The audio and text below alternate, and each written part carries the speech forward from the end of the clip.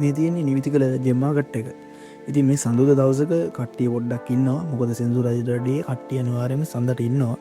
මොකද වීකෙන්ඩ් එකෙන් පස්සේ එන දවසනේ. මේ තියෙන නිවිතිකල පොළ. මේකේ අපි නිවිතිකල තියෙන අර උදේට තියෙන ලොකු රථවාහන තදබදයත් එක්ක ලොහොඳ තීරණ අරන් තිබ්බා.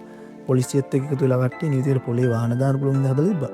ඉතින් මේ දින මගේ ගල්ලොට් එක මොකද මම ගොඩක්ම නිවිතිකලට එන්නේ ගල් විකුණන්න. ගල් ගන්නවා අඩුයි.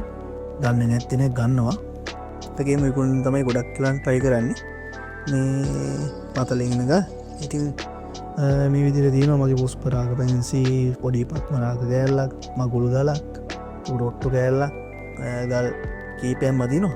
මේ ඉතින් ඔය තියෙන්නේ ඔය විදිහට තමයි මේ ගල් බලලා කට්ටිය උදේ පාන්දරාවම මේ බලලා ඔය ලොට් එක බලුවම වලට පේනවා ඉතින් තියෙනවා මේ වයිරෝඩි කෑල්ලක් ඒක ගොඩක් කල් තියෙනවා.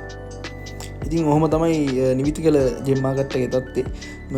රෆ් නිවිතිකල ජෙම්මාකට් එකේ රෆ් ජෙම්මාකට් එක රෆ් කල් තමයි තියෙන්නේ. මොකද කට්ටන් පොලිෂ් වලට මාකට් එකක් නැහැ. ඒ කියන්නේ තියෙනවා. නමුත් ලොකුවට නැහැ. මොකද රත්නපුර දෙමුවාත වගේ ලොකු මාකට් එකක් නැහැ. ගොඩක්ම බේරුවලයි එහෙම පුෂ්පරාග මලුක්කන් ඔය ඒවා එහෙම හොඳට මිල තියෙනවා නිවිතිකල.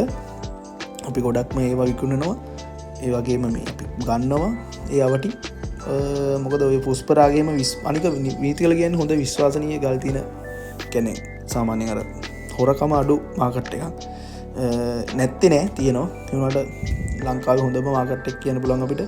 හොරකම අඩු මාකට් එකක්. මේ ගල් කියන්නේ හොරගල් එනවා අඩුයි පාට ඔය පුෂ්පරාග වලට පාට ගහනවා කියලා දිනවනේ. ඔය මේ මාකට් මේ බිස්නස් එක යන්නේත් ඔය විශ්වාසය මත තමයි. ඔය බලන්න ඔට්ටු ගලක් මගේ ගලක් මේ මම ඔකේ දාත් වික්කා.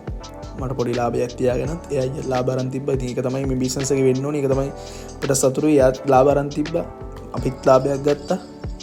එහෙම තමයි මේ ওই විදිහේ තමයි නිවිතිකල ජෙම්මාකට් එකේ වීඩියෝ එක පළවෙනි වීඩියෝ එක. ඉස්සරහට අපි වීඩියෝ ටිකකින් හම්බෙමු. අනිවාර්යයෙන්ම මේ විදිහට තමයි යන්නේ.